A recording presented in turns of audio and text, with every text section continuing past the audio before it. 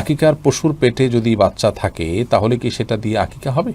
আকিকার পশুর পেটে বাচ্চা থাকলে, কোরবানি পশুর পেটে যেরকম বাচ্চা আছে, এই পশু দিয়ে আকিকা দিলে আকিকা হয়ে যাবে, এতে কোনো সন্দেহ নেই। কোরবানি পশুর পেটে যদি বাচ্চা পাওয়া যায় তাহলে সেটাকে জবাই করে দেওয়া হলো বিধান। হুমায়ুন কবির হীরা আপনি লিখেছেন, আমি আপনার সব ভিডিও আলোচনা শুনি, আপনাকে আল্লাহর জন্য ভালোবাসি, আল্লাহ আপনাকে ভালোবাসুক, এবং যে আল্লাহর জন্য আপনি আমাকে ভালোবেসেছেন, আপনার স্নেহ করেছেন, জাযাকুমুল্লাহ খাইর।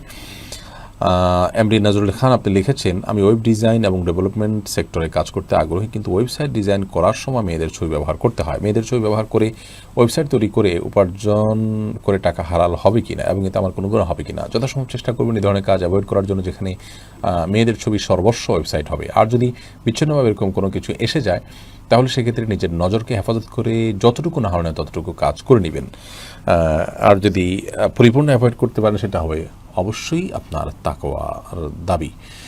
পাবেল তানভীর আপনি লিখেছেন, সংসারে বউ শাশুড়ি নিয়ে অনেক অশান্তি, কি করণীয় স্বামী হিসেবে? ভাই পাবেল, এ বিষয়ে আমাদের একটা বক্তব্য আছে আমাদের পেজে, আপনি সেটা শুনে নিতে পারেন। বিশেষ করে স্বামী স্ত্রী উভয়কে শোনার জন্য আহ্বান করা হয়েছে, এরকম একটা শিরোনামে বক্তব্য আছে, আপনি শুনে নেবেন। এ ধরনের ইস্যুতে আমাদেরকে খুব চালাক এবং কৌশলী হতে হয়। মাকেও ম্যানেজ করতে হবে, আবার স্ত্রীকেও ম্যানেজ করতে হবে, এবং উভয় জায়গাতেই আপনাকে কিছুটা আপনার ঘুরিয়ে পেঁচিয়ে কথা বলা, এটার সুযোগ ইসলাম আপনাকে দিয়েছে, সেই সুযোগ আপনি গ্রহণ করতে পারেন এবং তাদের উভয়কে দিন চর্চা করতে আপনি উৎসাহী করবেন। আপনি তাদেরকে আল্লাহ তাআলার ভয় দিবেন।